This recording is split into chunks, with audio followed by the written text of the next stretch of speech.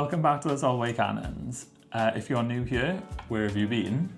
I'm Andrew. I'm Jordan. I'm the Solway half. And I'm the Cannon half. Thank you for following along on our Norwegian Prima holiday in the Caribbean over Christmas and New Year.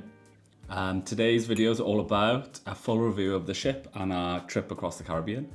So yeah, buckle up. So we'll start with Embarkation at Manhattan Cruise Terminal. Yeah, which was interesting.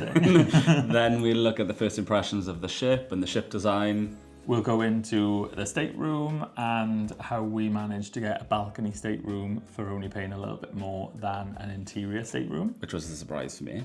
Shocker. And then food. Food and... Food for thought. Food for thought. We'll talk about the free at sea that we had, which is now more at sea, and how you can get a nice open bar. Yay. Speaking of, we're going to talk about the bars, the drinks, what's on offer. Segue straight into. You appreciate that. You're welcome. I'm here all evening. Speaking of entertainment. Thank you very much. We'll talk about the entertainment, or maybe possibly the lack of. The bit for me is the important bit is the ports and where we went. Mm-hmm. And then finally, the actual discussion, the pros and the cons. Is it actually worth it? There's a lot of mixed reviews online regarding the Prima. There were a lot of mixed reviews when we were on the ship. So what are our final thoughts? Would we recommend yes or no? So buckle up and stay tuned. Lots We'll go to in. cover.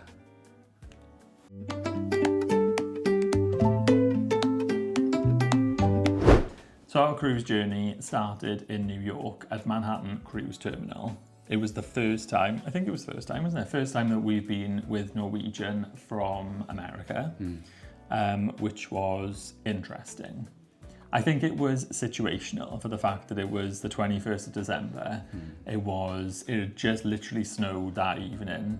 There was like snow on the ship, and I think they were probably short-staffed. So it was busy. Yeah, and it was just tricky. We had booked our arrival time at the cruise terminal for 9:30. So we were looking at getting on the ship, or being one of the first people on the ship. We knew from reading Facebook groups before, and obviously sailing on Norwegian 3 times previous, that they don't let you on the ship much before 11:30. So we knew that we were in for a wait. I think it was just the fact that it was quite disorganized at the cruise terminal. So it wasn't the best experience, really. We were sort of standing waiting in a line for an hour before we'd even managed to check in.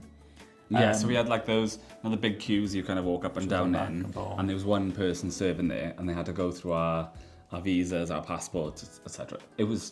We got on the ship, but it wasn't the smoothest entrance to a cruise that we've had. We've gone from Southampton, we've gone from Rome. We went from Lisbon, and they were all really smooth sailing. I would say this was the least smooth we've had, which shocked me actually. I thought they would have been. I think as cruise terminals go, it's probably the nicest cruise terminal that we've been in. There was plenty of stuff there. Some hot chocolate, some drinks. And there was a place there for coffees that you could buy coffees. So yeah, plenty to do. I'm not overly sure that everyone was adhering to their cruise check-in time, which may have also led to there being extra people at the port. The porters were really good with the suitcases. We literally got out of the cab, they were there right there. So I think it may have been situational that is a word, isn't it? Situational. Yeah, so I think all in all, do we want to give a rating out of 5 for the cruise terminal? Yeah, you go first. I would say, given the benefit of the doubt, I would give it a 3. I would too. I think that's fair. It's probably not the best experience that we've had. A top tip that we would give you, though, is about your esters. If you're from the UK, travelling to America, just make sure that you've got a PDF version, printed out of your ester, or you've got that saved on your phone, because they had to take a picture of our phone with our ester on it. Normally, we're pretty good with printed documents, but we've kind of got to the day and age where you think everything could be digital. Everything with Norwegian is digital. Yeah. We printed out the luggage labels. It was just the Americans needed it for their immigration bit, which was fine. And then they gave us a copy of them then for when we came back in, but there wasn't a problem like returning. Just something to bear in mind when you're leaving from the States. Once the doors opened from the port straight onto the ship, it was smooth sailing from there. It was really good, wasn't it? The staff were really welcome, and you know it's like on Embarkation Day. It's really friendly, and we just wanted to go straight to get something to eat, didn't we? We were a little bit concerned because they gave us boarding group 24, and we thought that we were in for the long haul. That I think we actually checked in.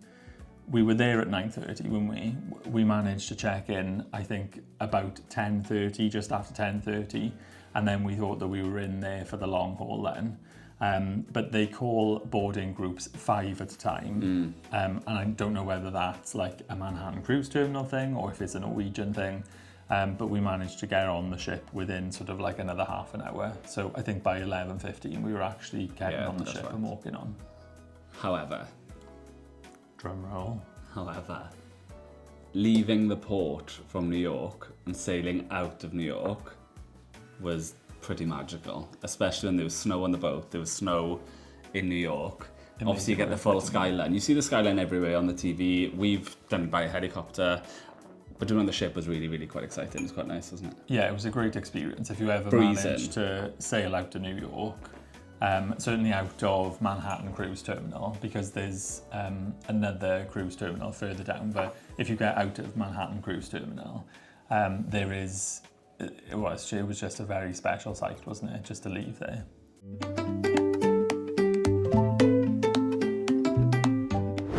Outside, I think the Norwegian ships are the prettiest of all the cruise ships, if I'm honest. I really like the blue designs on the front. So the Prima class ships are very different to the rest of the ships. Yeah, I really like them. They're a bit of me. To the breakaway class. I know if you love the Virgin, you like that kind of sort of industrial sort of look. And if you like Disney, you like them for whatever reason. I get it. Yeah. I just kind of like the Norwegian, these class ships. I think they're really pretty. I think the Prima class ships have got like something very special about them. So they're very similar to the Virgin ships, built by the same shipbuilders. That whole area out the back, the fact that it's kind of like the deck from deck 8 down, or the ship is all one size, and then it kind of like becomes smaller with all of those curved balconies at the back, which are the Haven suites, and then it's got like a very sort of like pointed front all the way up the front. I think they're quite like a distinctive ship. When we were in Cannes, was it? I think we saw the Viva, and it was docked, wasn't it? Like, so everyone was tendering in, and it looked like really special, didn't it, from the water? It was really impressive. It's quite a controversial ship design, so they prefer more intimate spaces. So even though you have a couple of thousand people on board, they prefer to split you out into smaller groups. That's one of the things for us that kind of drew our attention to the ship, because I think that's what we prefer. I know the Virgin ships are quite similar in that front too, so we're looking forward to trialing them out this year. When you walk in, everything's really modern, everything's really lovely. I thought in particular this ship was really modern when you go into the atrium and things like that. The atrium's got its own design, which people have its own view of, but the whole ship was really clean, it was really modern, it was really open, it was really easy to access. Things that we really like about the ship are the fact that deck 8 has that back open space. We really like the go-karts, the speedway. I thought the speedway was going to impede on the pool bit at the top, which I always get a little bit stressed about when we go on a cruise, because the pool bits for holidays for me are really important. But it didn't at all, actually. The pool was bigger than I expected it to be. And the bar areas then were really good around that too. So overall, I was quite happy. And I think because we were concerned about the pool, weren't we? But because everyone's sort of like more segregated, they've also got the Infinity Beach area, which is down on deck 8, which is on the Ocean Boulevard. So there's pools on either side of the ship as well, to sort of like alleviate everyone being in one central place. So whilst the pool isn't the biggest pool on a Norwegian ship, I don't think we ever had a problem, did we, getting a seat at the pool and getting into the pool. It was really interesting. If we can ever afford to do, like each class of ship has their sort of private suite areas. It's called the Haven on the Norwegian ships. If we could ever afford to do the private sort of suite thing on any ship, I would choose to run the Prima, because the Haven area looks fantastic. They have their own sort of infinity pool at the back. I would love to do that. So there's the Vibe Beach Club as well. there's quite a few hundred people got tickets for that, so they split out into there too. So actually, the main pool area wasn't sort of swarmed with people like you see, like we've experienced on P&O really. Yeah. So overall, yeah, happy. That was my biggest fear of the ship, is the pool, and I didn't. The Vibe Beach Club has got the hot tubs, isn't it? Yeah. And then you get more of like an extended service where there's like a bar in there, and then it's like fewer people.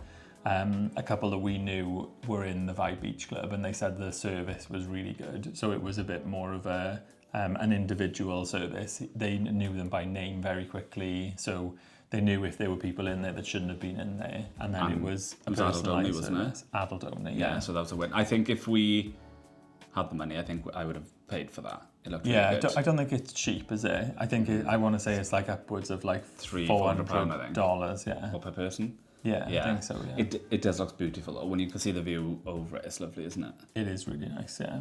So overall, ship design, happy with. We'll come on to it a little bit more later, I guess. When we talk I'm about really it. happy with the ship design. Like I would go like between a 4 and a 5. I probably wouldn't say like completely 5. Obviously only because there's areas where we wouldn't have like gone into. So we didn't go into the Haven, didn't go into the Vibe Beach Club. But the areas that we saw, I was really impressed. 4. 4? 4.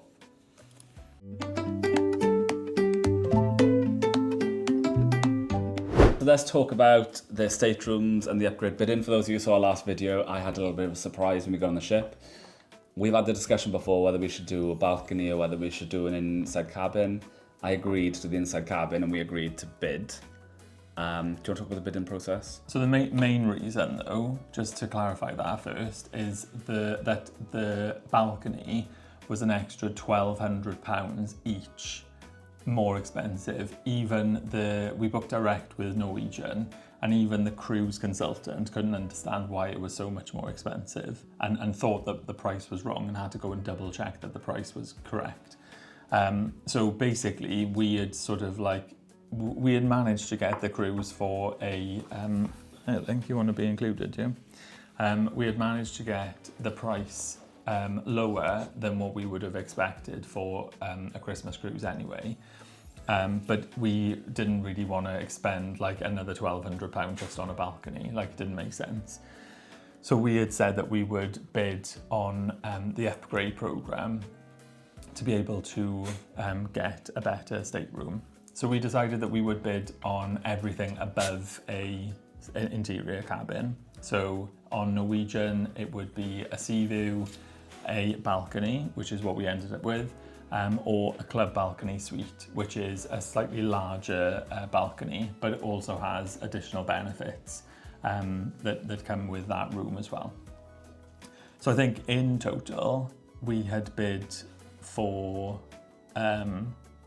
maybe like £120 each, I think we said, wasn't it? Yeah, I can't remember. Well, I don't know because I can't remember. I'm sure like it wasn't like a huge amount. It wasn't the minimum bid, but then the maximum bid was all the way up to sort of like £1,200. So we only bid like a small amount because we had already said that we were like happy with an interior cabin, and there were already spaces on the ship like the observation lounge and like the pool and the infinity beach and all of those outside areas that we were more interested in spending time in anyway. Like, we wouldn't normally go for an interior cabin, no, out of choice, but we were happy to do that. So I had a few questions on Instagram saying like, well, how did you not know when you got the room keys earlier on? I don't check stuff like that. I just rock up on the ship and hope that I have a good holiday. I knew the moment we obviously got off the lift and then we saw the room door, and I thought, that can't be right because we're going inside cabin. So I looked at Andrew at that point and went, what's going on here? And then I opened the door and I thought, oh, this is amazing. But I still think that we didn't have the standard. It was standard. I know it was, but it didn't feel like a standard one. The room was huge. The balcony was a good size. The bathroom was amazing. I was really, really impressed with the room. So I'm just going to say I'm going to give it a 5, the room. Definitely. The room does deserve a 5. I think it was very well like laid out. I don't think the overall space is any bigger than any stateroom that we've been in before. We don't need like a hell of a lot of like hanging space or wardrobe space. No. Jordan very rarely unpacks anyway and lives. I did unpack this time. Very rarely lives out of his suitcase. No, that's pretty clear. much. Did I or did I not unpack? Like that is not Okay, let me unpacking. answer a clear question. Did I empty my suitcase? Not completely. That's such a liar. So anyway, the way that the wardrobe was configured, like just inside of the door, opposite the bathroom. The shower was amazing. Yeah. The bathroom, everyone was saying that the bathroom was really shower? small, but I didn't think the bathroom was small. Like, what do you want to You're on do a in the cruise ship. bathroom other than go to the toilet and have a shower? Like, You're on a cruise ship. yeah. I was really happy with the room. The sofa was really nice. The desk area was more than big enough. The bed was like super comfy. In your defence, you do say don't pay for the balcony rooms because you don't spend that much time in the room. We didn't spend that much time in the room. We met a great group of people and we spent a lot of time out of the room. But for people with needs, I need like fresh oxygen in the room to be able to sleep well and those kind of things. It does make a difference, doesn't it? Personally, I don't think it does. But Well, no, you don't have my issues, that's fine. yeah, fair enough. So yeah, 5 out of 5 for the room for me. 5 out of 5, yeah. I think I would go as far to say it's the best stateroom that we've ever stayed in. Yeah, I was worried because you get off the lift and then when you walk straight into the alleyways or whatever you want to say straight, our room was directly there. So I said to Andrew, I'm a little bit worried that we're going to have a lot of movement back and forth, but because of the way the ship is, you can't walk from one side of the ship to the other all the way down the alleyway like you can in normal ships because it's kind of segregated off. It was perfect. We didn't have any noise, didn't have any issues. I was really happy. We were also, like, that corridor entrance was also literally right outside of the kids club as well, wasn't it? Yeah. Like the young kids club. So we were like worried then, thinking, oh my goodness, like we're literally gonna have all of the elevators like opening into the stateroom, but there wasn't any noise whatsoever, was there? No, and we're quite precious with noise. And when you, like, we weren't early to bed either, though, I suppose, were we? No, we but like, it was still a concern. But no, it was given a Christmas cruise as well. Yeah. It wasn't exactly like it was full of adults. So. Oh, any of the people who are watching who were on that cruise, thank you for sharing your decorations with us back. So we put decorations on our door for people to take. They were all taken, which was really cool. And we got some back. We had some homemade origami. Yeah. We had some little tree really decorations. It was really sweet. It felt like Christmas, didn't it? It's quite nice. So I think there's a lot of like misconception about people who decorate their doors. I know it's a bit of a Marmite topic. We I've never heard of thought that we had like that big plaque, didn't we, before when we were on Iona. But we thought we would make some Christmas decorations to go on the doors. And the door itself isn't magnetic, but the side of the door is, and the areas where like the door numbers are. They didn't remove them on our sailing. There are like sort of like posts on Facebook groups out there to say that some people do get them removed. But And the stateroom host did say to us, I don't think they're allowed. He said, yeah. Try it, see what happens, and they never took them down. It was quite nice. Yeah, so it was really nice. I don't know whether it was just because it was a Christmas sailing and people had Christmas decorations that they allowed it. People were saying that on the Viva, which is the sister ship to the Prima, they had their decorations taken down. So it's kind of like a bit of a hit and miss. Yeah. Like you don't know what you're going to get, but we didn't have a problem with it.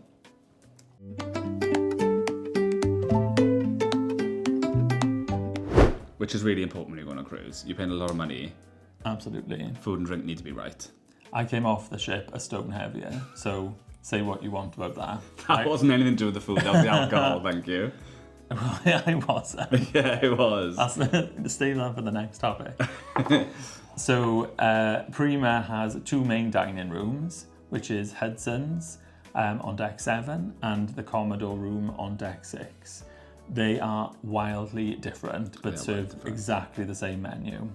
The Commodore room is sort of nestled where I feel like in the bowels of the ship, but actually has got like windows to the outside. I would say it's more of a room where there's like larger tables. So if you're a bigger party, you're more likely to get into the Commodore room. You saw loads of like groups of big families because it was Christmas, everyone was away together. Yeah. That was the place to go if you had a big party. Big round tables, sort of like seats 12 people, that kind of thing. So perfect It wasn't for that. For us really. It was fine in there, there's nothing wrong with it, but it wasn't for us. Whereas the Hudson's was just like a totally different experience. Wraps around the back of the ship on deck 7, like floor to ceiling windows, like a totally different experience. An amazing place to go for breakfast because like you get to see the sun coming up. Perfect for dinner as well if you go in for like it feels dinner. totally different in the morning to the night in a good way, but in the night it's really quite dimly lit. It's really quite pretty, isn't it? Yeah, with like those sort of like ceiling decorations which are like all like crystallized. They're really impressive. I would even go as far as to say the service was better in the Hudson's as well. Would you agree? Yeah. I think the servers downstairs were busier because they had to deal with bigger tables, I think. Yeah. But again, the food is the same menu. So the same menu rolls every day. They have daily sort of... They have stuff that's on their whole cruise, and then they have daily specials on top of that. Yeah. So left-hand side of your menu is going to be your like everyday things. Same thing that you're going to see for the rest of the cruise. So if there's anything on the right-hand side of the menu in the main dining room, they're the things that might not be there tomorrow and might not be there for the rest of the cruise. What I can guarantee is the flounder will be on every NCL ship. I don't know why. It's good though. Well, the flounder's always been there. I don't know why. I feel like the flounder it's was on the first thing we ever ate on the NCL. It was just so weird, wasn't it? Good. And then we ended up having the delicious. flounder with something else. With the pasta. No my wonder God, I came off a Stonehead, yeah. On the right-hand side, you have different specials every night. The other thing that like absolutely grips us is on other cruise lines, and this is like speaking as an ex-crew member in a dining room, but other cruise lines have their station, like the service station, in the middle of the dining room, and quite often you could literally be sitting here and the station is right there, and like obviously clatter, bang, bang. like everything. And I know from personal experience, it's very difficult to be able to avoid the noise. And everyone does need to have that, and that's the way that the food comes out from the galley. But it is invisible in Hudson's because everything comes out of the galley, and all of the side stations are literally like as they come out of the galley. But they're kind of like it feels really so quiet in enclosed. there. They're almost like in alcoves, and it was just really impressive. So all of the tables then are taken up by the main part of the dining room, and everything comes out from those side stations. It might be an absolute nightmare for a crew member, but from a guest perspective, I think that's really impressive. I also think you get better service when you're in a bigger group. So there were certain nights where we ate with the other gentlemen that we met, and they got to know us really well, the servers, and they were like, the others coming, and they was really good, and they trying to get us bigger tables ready together, and it just felt like they really enjoyed having us there. Yeah. So it was nice eating with other people who we just met on the ship, and NCL staff really made us feel welcome doing that as well, which was really good. Yeah, really good. So overall, really impressed. Of all the dining rooms we've had on the main dining, I think it's my favourite. Should we go on to specialty dining? Yeah. So we had the free at sea package. So we were the last cruise of the free at sea package. It's now the more at sea package, which we'll come into a bit more in a bit. But as part of that package, we had 2 included specialty dine-ins. So what can you choose from though? For the specialty So you can have Cagney's. You can have Cagney's, Los Lobos on Prima. Palomar, which is Mediterranean seafood. Le Bistro. Le Bistro, Yeah. which is, does what it says in the tin. It's fresh restaurant. Every. Hasuki and Nama. Hasuki and Nama. Suki, was it? So I always want to say it's tapenado, but it's not tapenado, is it? And it's not tapenaki. It's hibachi, which I don't think I've ever heard in my life. But hibachi is where like they cook the food in front of you, and it's a bit like a dinner show. It's called tapenado on some of the other ships. We've done it before. It was like called tapenaki on the last ship we were on. Was it not called tapenado? Don't know. It may be called tapenado in Disney, I think, and that's where I'm getting confused. We chose, obviously, Cagney's. It's one of our favourite places to eat on land or sea. So we went to Cagney's for one of the nights. I want to say it was like Boxing Night, maybe. And it was really good. But I found it really weird. So in Cagney's, on the other ships we've been to, they've been in like prime locations. This one, it felt a little bit nowhere. It was attached to one of the bars. Basically, when we just spoke about the Commodore room, the Commodore room's here, there's a bar, and then you've got Cagney's all on the same floor, very close to one another. And it just felt like an afterthought on the ship, so that you spend a lot of money on steak potentially if you're not having it free. And then you're kind of placed in this random room. Don't get me wrong, it was well decorated, the seats were quite comfortable, the service is really good in there. It was a lot more modern in there, wasn't it? It was modern, which was fine. I think on the other ships, it's more of a traditional steakhouse, so like leather, like oversized furniture, whereas this was a bit more modern. The food was still just as good. It was good. The fries. I think the offering with the specialty package is reduced, isn't it? So Reduced. you used to get 2 sides. So you used to get an appetizer, an entree, and 2 sides, and a dessert. Whereas now I think you only get 1 side. Yeah. So that's the only change, really. I felt they kind of rushed us through. I don't think they were trying to rush us through, but they were so efficient that the starters come out, the bread come out, the meal, it felt like boom, boom, boom, boom. We were out of there in about 45, 50 minutes. I think in hindsight, I would have rather said, can we just slow it down? Can we order the mains after when we're ready? Yeah. I just wanted to drag the evening out a little bit. It's a lot of food as well, isn't it? It's a lot of to food consume in that small amount of time. But the food was delicious. The highlight for me was the bread. The bread was really Which good. is daft when you go to a steakhouse. Yeah. But the bread was amazing, and the fries. But we had the fillet steak, didn't we? And it was delicious. I don't think, spoiler alert, I don't think if we went back on an NCL ship that I would go back to Cagney's. Yeah, I can understand that. Everyone, like literally everyone that we spoke to, raved about Le Bistro. Before we go on to that, can we just say the other ships we've been on to, the Le Bistros look rubbish. We walked past Le Bistro on this ship and there's like giant chandeliers hanging everywhere. Yeah. It looks like just really, really smart. You walk past and think, I want to go in there. And as you said, everyone was raving about it. They said the steak was better in Le Bistro to Cagney's. Yeah. So and we people would missed go out there. in like multiple times They were. to Le Bistro as well. So I think I don't know whether it's like isolated. Everyone does rave about Le Bistro on NCL. More than what they do about Cagney's, I think. I thought it was more of an American thing, though. I thought the Americans just loved French cuisine and French food and just loved anything French. Potentially. But actually, loads of the Brits were telling us that they really loved it in there. Let us know what you think, potentially. Let us know Do you if like Le prefer Bistro Cagney's or Le Bistro. I And think then we would be trying. We'll move Le from Bistro. French to Mexican food. You can go to Los Lobos, which means Arriba. wolves in English, and they do the typical Mexican food. This, I thought, you had a lot more food for... This was a ridiculous amount of food, this. It was too much. So we had a starter, a main, a dessert. So we had the table side guacamole. Table made, however you want to explain Yeah. it. Table side, With the made tortilla side. chips. So someone literally comes round with this trolley with like 150 avocados on it. He was lovely as well. Mark was really good, like standout experience. He was like so interesting, really friendly, hadn't long been on the ship, and made the most amazing amount of, amazing tasting and a load of guacamole. It was delicious. So that was one of the starters, wasn't it? We were actually quite full after the starters at the guac, weren't we? So when the mains come out, you had the fish, which looked phenomenal. I had the fajitas.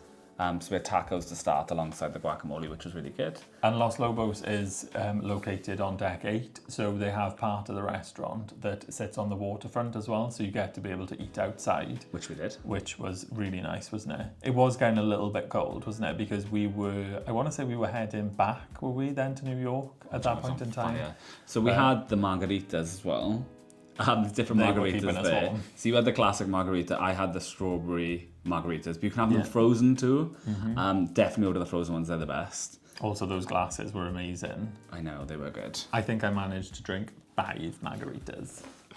What do they say? After 1 margarita? No. 2 margarita. Keep it PG.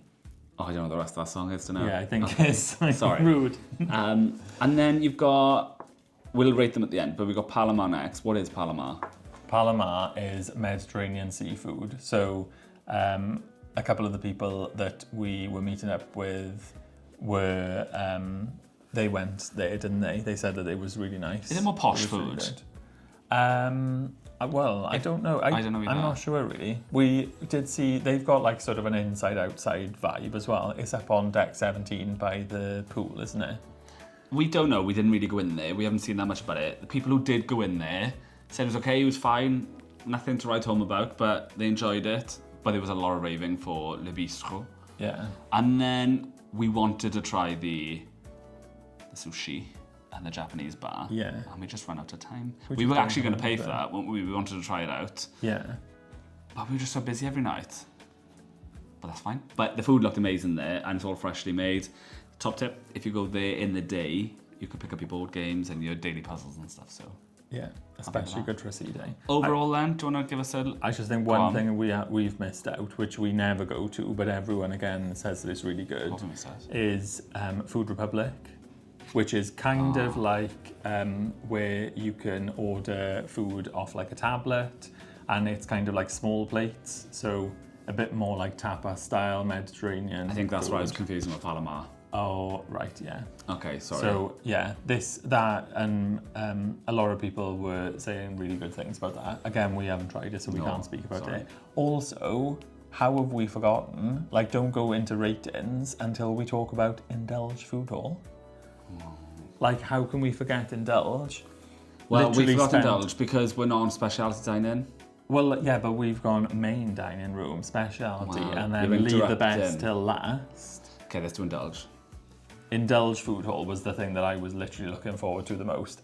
I think, like, Norwegian have hit the nail right on the head when it comes to having food in that way. So if Andrew and I could eat every night at somewhere like Indulge Food Hall, we rock up, order what we want on an iPad, choose from different foods. So if I want Italian tonight, I can. If you want sort of Indian food, you can. Yeah. You rock up, but it's all small plates too, so you're not overloaded.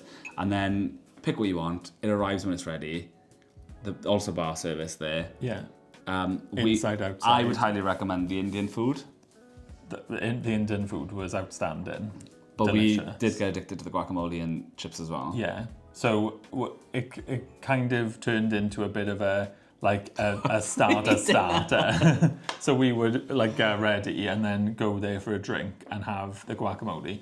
I've never experienced having guacamole and nachos or chips on a ship before that was just so tasty and so fresh. It was really outstanding, really good. The Indulge Food Hall, I think the whole like setup of it, the idea of it, whilst it was like extremely busy on Embarkation Day, I probably wouldn't recommend going to either the buffet or Indulge Food Hall on Embarkation Day. Go to Hudson's was also open. I'd agree. Have like a sit down, especially going from Manhattan Cruise Terminal because it was cold out, so everyone wanted to be on the inside of the ship. I think if it hadn't have been cold, it would have been fine because there's a lot of seating outside in Indulge as well. I think just given the fact that you get the inside-outside vibe. However, I do think that some of the bits in Indulge Food are redundant. So it's very clear favourites. The Indian food, they not struggled to keep up with the demand at all, but it was very, very popular. Then, so the guacamole in that kind of station was really, really busy too. I think they could have changed some bits out. Maybe I had more like, I don't know, something like a fish and chips bit or a burrito bit, something like that. Something a bit more... Yeah, so there's noodles, isn't there, which does... Yeah, but the noodles weren't as good as they could have been. If they had like a quick noodles stations, I think that would have been better. They sort of did like a miso kind of soup, didn't they? Yeah, it was more like a pho. There was there was a garden... The garden, was it called the garden? Yeah, there With, was salads like, and stuff. That was good, and loads of people having the salads. I just think Yeah. some of the things they could have changed, like the taco bit could have been a lot better, couldn't it? Yeah. And the Spanish food was it wasn't that Spanish. I think they could have done a bit better with it. So my overall rating for the Indulge Food Hall, it is phenomenal. I'd very recommend the booths. It's a 4 for that reason. I would still say 5. Okay. Because it like literally lived up to everything. Oh, you did get ice cream done there? The ice cream, yeah. And then Coco's ice cream, which we didn't try. I don't know how we were on that ship for 12 days and we didn't actually manage to get and try that. With the day that we walked onto the ship, I saw that sundae glass with the chocolate covered top, and I literally wanted to have one of them before we got off the ship. You didn't need to have a paid one though, because they had free ice cream right next door to it. Yeah, but like that was like an actual sundae, which would have been amazing. Like it would have, I was just wanting one. Fine. And we were on the ship for 12 days with 4 sea days. How we didn't actually manage to get around to that was beyond We were busy. me. So, We were spending Cagney's too out much of time 5. on the go-karts. Cagney's, You know I love the bumper cars. Cagney's was, I think, a 4. I think that's kind. I think it's about 3.5 this time. Oh, you go in pints as well, okay. But when we did them before, and it was fine. Remember with Kelly on that ship? Yeah, on the Escape. When Kelly served us and we had the food then, it felt like a real experience. I felt like this one, it was just too fast. So you can't really complain about food being fast, can you? Because they were amazing. That's harsh. Yeah. I'll go 4. Fair enough. Well done. And then... What about Los Lobos? Los Lobos, I think 4. 4 is fair. I think 5, only because the guacamole literally lived up to... I loved the whole thing, like the fact that it came to the table. It was really lovely. It was like delicious. I'm giving 4 because I chose poorly. I was so jealous of the fish you had. The and sea we never ordered bass fish. was so tasty. My fajitas were fine, but they did like proper traditional Mexican sort of tortilla wraps, and they were a little bit dry and a little bit heavy. So I think had they been a bit lighter, like the ones you probably buy in the supermarket, I think I would have been fine. But I was so full after the starters anyway that... Probably drank too many margaritas. Yeah. Oh, and the margaritas. How can you like give it a 4? It's a 4. It was delicious. The margaritas were the best. So that's it for that. Yeah. An indulgence. So do you want to talk about the buffet? The buffet. We didn't really do a hell of a lot in the buffet. We did lunch in the buffet most of the time. We did breakfast and lunch. I don't think we did a dinner in the buffet. I'm going to just rock it out there and tell you I want a 5 for the buffet. I hate it when you have a buffet that's copy-paste all the way down, and it's like vol au vent quiche, vol au vent all the way. This buffet had one section. It was small for the size of the ship, but I didn't feel overcrowded in there at all, or people rushing back and forth. It was quite calm in there. The selection was really good. The salads were phenomenal. And can we just talk about the bread? The pizza breads. The bread was really good. Focaccia pizza things. Focaccia. And I love ice cream. And the ice cream on tap for me was a win. Ice cream. So there was nothing we had there that I thought was cold or been left out, or I didn't ever go there and think, oh, there's no food here for me. I was really impressed with the buffet, and I probably could have eaten there every lunch. Whereas previous buffets I couldn't have. It was good. I think for the fact that it wasn't like a condensed, or it was condensed, and it wasn't just like a copy paste. All of the meals were really good, weren't they? Usually buffets feel a bit like a farm. This didn't at all.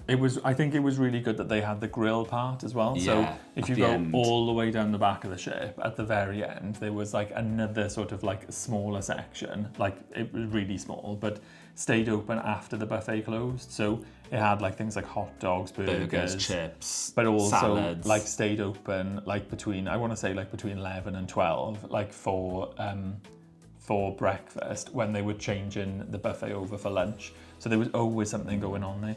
That miso soup, the noodle thing that I had, that was banging. But I think because it was smaller, the food was fresher and it was quicker to get to. So there wasn't people hovering about or trying to look for stuff that didn't exist. Yeah. It was really good. And that beef you had that one day. Oh, the beef, yeah. So they quite often have like a piece Fresh, of meat. carby meat. It was really, really good. It's actually making my mouth water. It's probably because we did dinner. I know. So, buffet, I think other people on the ship may have complained about the buffet or moaned about it online, really. I think because they're probably used to bigger buffets, and I do get it, but for me as a personal point of view, who's just eating the two of us, want to grab some quick lunch, hot food, good variety, I was happy. Yeah. Are you going for a 5 here with that? Yeah, I've got nothing to vote it down on. I think the focaccias took it from a 4 to a 5. They were amazing. They were really good. And then all your standard other drinks that were available. There was a bar in there as well, wasn't there? So it was really good. Yeah. 5 out of 5. 5 out of 5. Winner. Local bar as well. Very popular. A local bar. And whilst my favourite place to have breakfast was Hudson's, I would say I preferred the actual breakfast food there. It was quicker. The breakfast there was good. It was really good. And the main food's good. Definitely have the carbonara. It's my favourite thing to ever have. What would you grade it though? It doesn't feel like Oceans. It doesn't feel like Oceans. But it's the same food and same lifestyle. It is lifestyle. Oceans, isn't it? Effectively. I don't know. I think it was it's really like good a in 4. there, wasn't it? Yeah, it was like good in there. it does what it says on the tin. Like I suppose it's like a standard American sort of like diner place, isn't it? Like really it's good. perfect.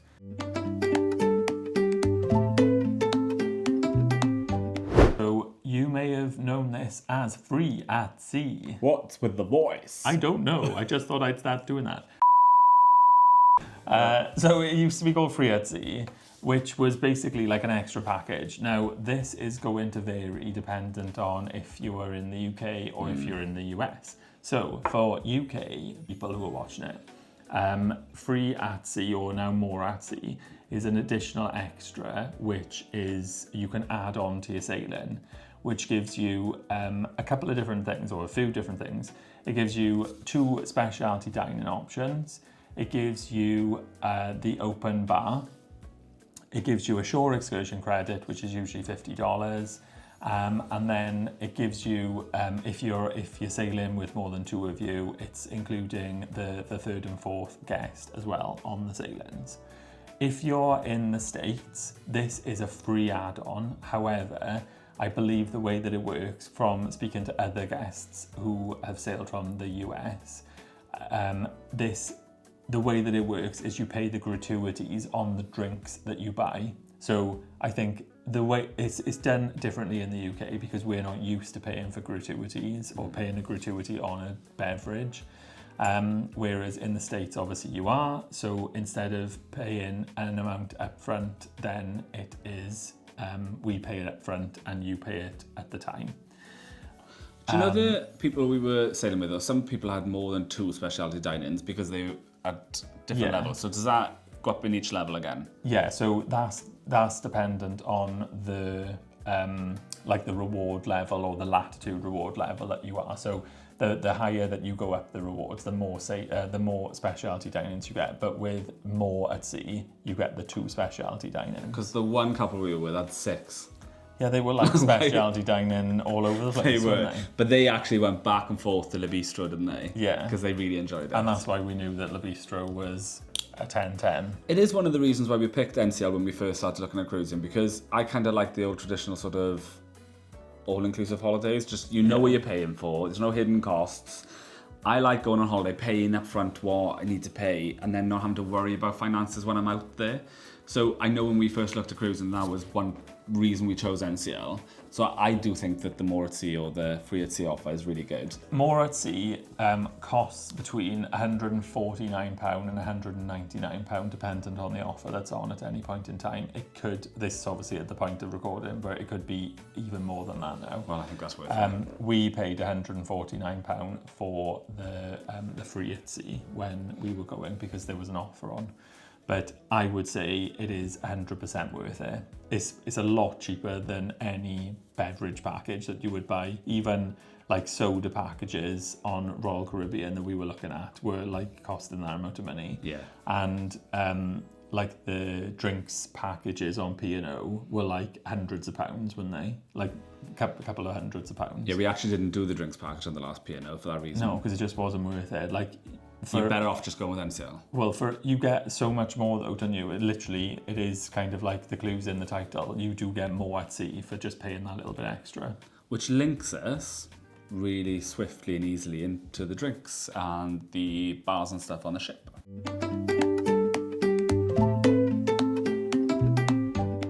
Go for it. Go on then. Me? So there's different bars on the ship that you can go to. Like, you've got the Metropolitan Bar, you've got the Belvedere Bar, you've got the Whiskey Bar. The Whiskey Bar. Oh, there others? There's loads of bars everywhere. The Observation Lounge. Oh, I love the Observation Lounge. Let's start there. So the Observation Lounge is pretty much like Hudson's. It's at the top and it spreads around the ship. They've got an area where you can grab like light bites, sort of like afternoon tea kind of bits, and a bit of quiche, fruit. And they put different stuff on throughout the day, cookies, biscuits, you name it. There's loads of foods and items going on up there. There's also a proper bar to get whatever drinks you want, but also a coffee and tea station. So on the sea days that we had, they were quite cold. So having a bit of a brew and a bit of a munch in there whilst watching some TV, or Andrew was doing a bit of editing, I really, really enjoyed it in there. It was really calm and quiet. The Observation Lounge is popular. Therefore, it is quite busy up there. And it fills up really quickly. It does, but it's amazing up there. It was a really good place to watch sort of the Manhattan skyrise and stuff like that. Our personal favourite bar was? Your personal, mine's the Observation. Okay. So your personal one? Mine was the Belvedere Bar. The Belvedere Bar. So Belvedere Bar is deck 6 in the aft by the Commodore Room and Cagney's. Christina was working the bar. I really liked Christina. She was really good fun. She had like serious RBF. I'm including it. I'm not going to cut it. She was a lovely woman. We have But she remembered us. She remembered what we drank. She def- reckons she remembered us from a previous cruise. We weren't on that cruise, but it's fine. No, she was on the getaway. I'm going to scroll back through my pictures of the getaway and see if I can find a picture of it. But they were really lovely, and they would like make whatever drinks you want as well outside of the bit, because I'm rubbish with alcohol, so I like stuff that's sweet. And then they got like sort of a set menu, haven't they, of what they want to serve. And I was like, Christina, can you make me something else? She was like, what do you want? And she was making up a special drink. But the problem is they couldn't remember what it was the next night because they make loads of drinks. But they were really good in there. It was like a table service sort of style, wasn't it? It was really nice and relaxed. Different to the Metropolitan bar because there isn't, even though... a walk through in it. Yeah, even though like there's a lot of people go into the Commodore room, a lot of people go into Cagney's, there never seemed to be like a thoroughfare there. So nice relaxing seats, whereas I feel like the Metropolitan bar, a lot of people were just like walking through there constantly. So I don't think it was as relaxing there. We did try it there. We did. It wasn't that comfy though either, but we were happy enough in the Belvedere bar. Again, there's so many bars on the ship that you feel separated out in a good way, so it never got too busy in there. We went there pretty much every night and we could always find a seat, and it wasn't just us two, it was often 10 or 15 of us, which was really quite nice. Really nice. So I'm quite happy overall on the bar front. Local bar as well, very popular. A local bar. Local bar, stays open 24 hours a day, always open during your cruise. Very popular. Very popular. But more of a family sort of area, I would say, showing sort of sports, things like that. So if that's your thing, then that's the place to go for that. Everyone raves about the bartenders in the local. So if you want like a good experience with a bartender, that's the place to go.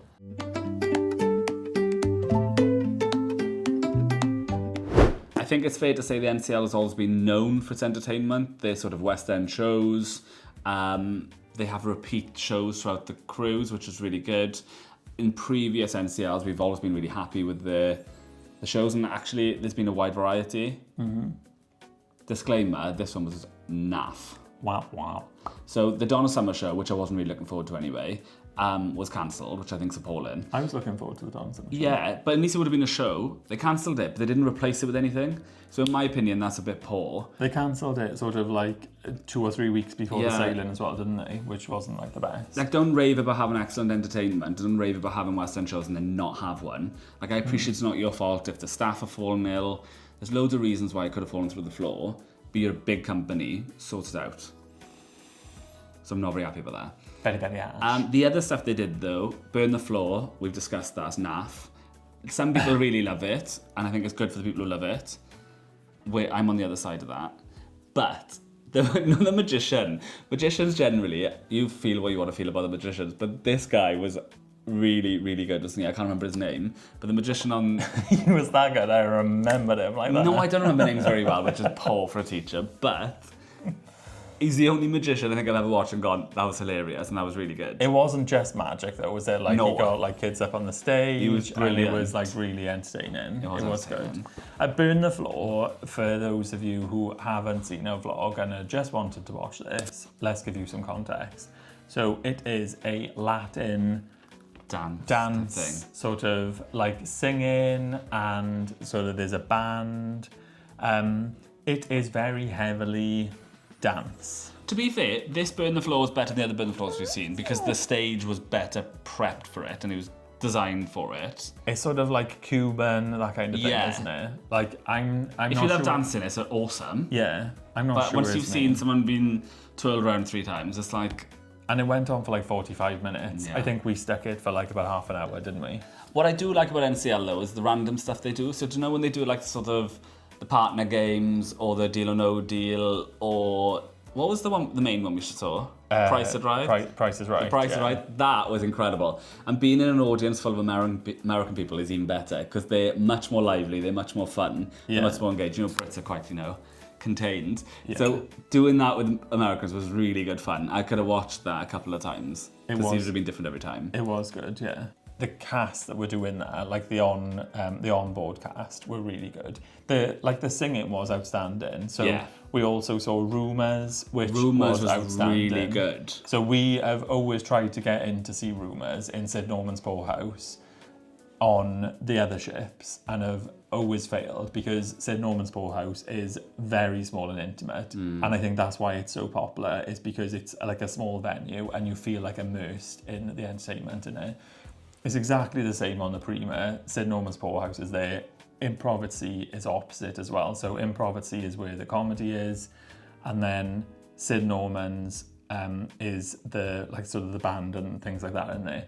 But Rumours now obviously is so popular, it's in the Prima Theatre, so you get to see it on a bigger scale. I was really impressed with that. I'm not like a massive Fleetwood Mac fan, but some of the music is really good. It was really good. They did a really good job. I was impressed. So overall, when it comes to the formal entertainment, when we're talking about the theatre, I loved the theatre. I loved the fact the chairs moved in and out. They were really comfortable. I liked the flippy up things to put your drinks in. Yeah, that was really good. I liked the fact it was an intimate theatre. It wasn't just really big for no reason. So wherever you sat, it was really good. We sat up on the side or down the middle. I was really happy with the theatre. There's no point though having a theatre if you haven't got a main show as far as I'm concerned. So my overall grading is really savage because I was really unhappy with them. Is a 2. Oh wow. Yeah, I just don't sit there and pretend to be having amazing entertainment and then not really have it. I think entertainment overall, as in Improv at Sea, Sid Norman's Poorhouse, the stuff that was in the Prima Theatre, I think I would give it a 4. Okay, well... But it would be a 5, but I do think, like, NCL, the reason why we started cruising with NCL was because of the Broadway-style shows. So seeing things like Choir of Man, 6 was available on one of the ships. Perhaps we're just more on the level of expectation that what was set on the Escape. We saw Malevo and Choir of Man on the same ship. We did. And we saw a magician as well. Yeah, so they know how to do good entertainment. That's what I'm saying. I think that's why it's more disappointing, because they are so good at it, and they failed it. It's a Christmas... There needs to be something better than Burn the Floor. It was a Christmas cruise, New Year's coming up. It's that time of year you go see shows, you do stuff, and they let the ship down, in my opinion. Burn the Floor is done its day, I think, now. It needs to go away. However, the other sort of activities upstairs, like the go-karts, the table tennis, the beer pong, all that kind of stuff, I thought was a really great addition. And the mini golf, it's all really good. The only thing that I would say as that is kind of like entertainment is the drop slide. what do you drop in for 6 hours? We didn't manage to do the drop slide only because the one day was like ridiculously too hot and would have just been like going through an incinerator. The racer slides, Jordan didn't want to do because he thought he was going to be claustrophobic. No, tell him I was going to be claustrophobic. So the guy said, and I think I've seen vlogs of people doing this racer thing and literally flying out at the end of it, like all the way out at the end of the slide. So I'm just like, come with me, let's go try it. So I walked up to the slide, I went that far, and I said to the guy who was working there, I went, how fast are they going today? And he went, not very fast, they're going quite slow. And I thought, not in a million years am I getting trapped in there. But it depends obviously on the heat and like the friction and things like that. But I think I think they've done stuff to the slide to physically slow it down. I think they need to grease these slides because it went so slow. Jordan could have probably caught the elevator downstairs to deck 8 where it comes out. So it goes from deck 18, I think. Top, yeah. Or maybe deck like 19. And then down to deck 8. And I think Jordan could have probably got down there quicker than I would. Overall, there's loads of things to do on the ship. There's loads of entertainment. They do quite a lot in the atrium too, like all the couples game stuff. There's a lot of people doing line dancing, a lot of others. There's lots and lots and lots of entertainment at NCL. So don't take my mood about the show being cancelled to dissuade you, because it is phenomenal. Yeah.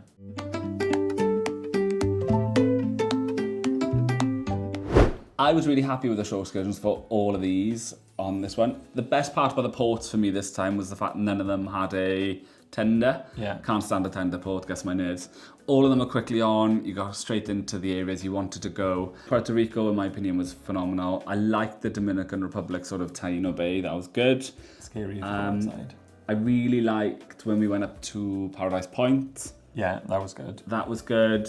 And then some of the other islands are a bit like copy and paste. All the islands are gorgeous, but obviously certain areas are more built up than others. The beach in St. Lucia will be forever memorable, Beach, yeah. which is amazing. So those are the highlights for me. The port's really good. All the islands are quite similar.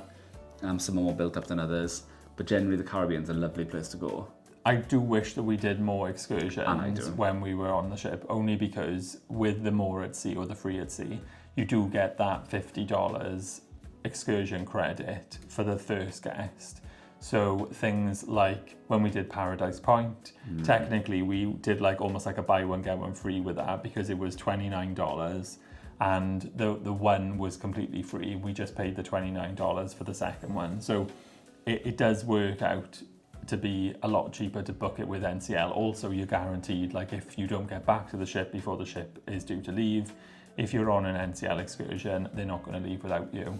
I would 100% recommend when in the Caribbean, especially if you're not in somewhere like St. Thomas or San Juan, or maybe Tortola as well. Tortola was, I want to say, like a little bit more civilized than the other Caribbean islands potentially. But I feel like there's more to do outside, so do a excursion. I wish we did scuba. Or scuba. We could have done scuba diving. I think that would have been really cool. I feel like we need to go under the water not next sit on time. the top. Yeah. We did do one excursion on Christmas Day for my birthday. We did the zip wire through, they call it the plantations, I think, isn't it? Yeah, it was like sugar plantation, wasn't it? Like a hacienda. So they have this huge bit of land and they do loads of different stuff from quad biking, trails, that kind of stuff. It was really good there. So we did some trails, we did some, what are they called? Like rope bridges? Like rope bridges and stuff like that, which led then to the zip wires. Obviously you have to go up to come down. And we had the little frog, didn't we? We had the frog, yes. The zip lining thing was amazing. Sometimes these things can drag on for a couple of hours, can't they? Just to make it feel like it's a full day. It wasn't. It was about 3 hours max, but we were busy from start to finish. It was really good. I had an absolutely incredible birthday. It was amazing, wasn't it? Yeah. The gentlemen who did it were really, really friendly and they work their backside off. They are constantly back and forth. And then you start in this kind of bar area and then you actually zip wire into the bar at the end and that's where you stop. And that's where we had the gorgeous empanadas. Yeah, if you go and do Probably the best empanadas I've ever had. It was called Eco Quest, wasn't it? Yeah, Eco Quest. If you do go to the mojito bar, have a mojito because it was delicious, and also have one of the empanadas because that was also delicious. We even had two, didn't we, in the end? We did, yeah. You said only to have one, but we had to buy another one in the end. One. It was delicious.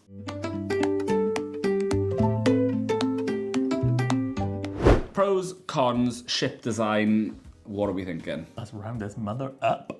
What are your pros? My pros, I think smaller ship and smaller, more intimate spaces because nowhere ever felt overcrowded. More activities, so things like go-karts, I think is really cool. Like, especially for when you've got like 4 days at sea. So we went on a 12-day sailing. And not only was there lots to do, but it was good quality. Yeah. Is that fair? Any other pros you want to share? Good food. The food was very Indulge food hall, Los Lobos. Los Lobos is new for that ship, so That's fair, actually. I'm going to... Yeah. quite memorable for me. So genuinely really good food. Yeah. Yeah. Any other pros that you want to mention? The room. The room was good. The room was fantastic. I was quite impressed with the room, so that was a real pro for me. I think you've mentioned the go-karts. And you mentioned the food, so I think we've got quite similar. I also like the fact of small, intimate areas. I think the ship was very much built with people like us in mind. That's the kind of ship we like to go on. That's the kind of holiday we like to go on. So I can understand why it's Marmite, but for us, pro. Yeah. I'm going to start with the cons. What? Entertainment. I think whilst there was a wide range of entertainment available, it narked me that the show wasn't... You were narked? You could do that then. I think that... I know NCL to be good at entertainment and they let themselves down at Mark. So that's a negative for me. Okay. Any other negatives for you?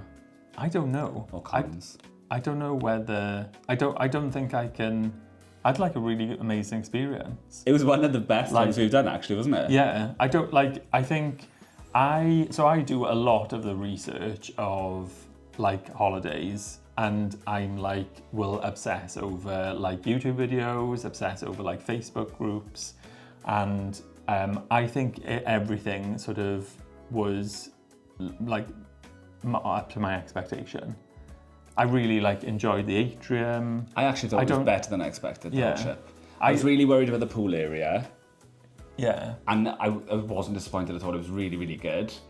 I just agree with you. I think it was a really, really lovely holiday. We really enjoyed the ship.